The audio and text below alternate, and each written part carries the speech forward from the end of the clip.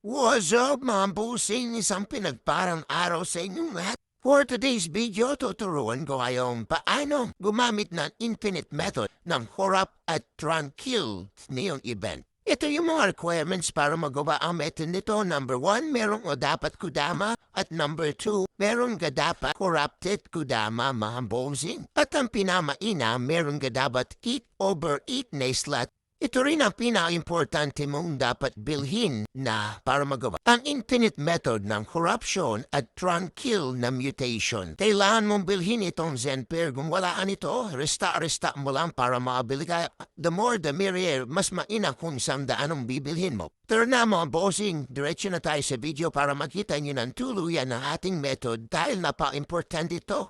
At napaganda mayong gawin ito dahil sobrang sulit. Corrupted godama na to at yung mga hodama. Start na natin ang ating method. Tignan niyo mga bossing kung paano asulit ng method na to. Try nyo na to. Kaya ano pa ang hinihintay nyo? Kapag ginawa nyo ang method na to, makakakuha kayo ng 300 to 500 na. Yes. Tapos na ang ating corrupt mutation. Ngayon isunod naman natin yung ating tangkil ng kailangan ng ating gawin. Lagay natin ang ating mga normal Nako dama, pagkatapos ng mga bossing, siyempre i-claim na natin yun. Kitang-kita nyo naman kung paano asulit ang method nito ay ano pang ginagawa nyo. Gawin nyo na to mga bossing. At hanggang dito na lang ang ating video mga bossing. Salamat sa panonood.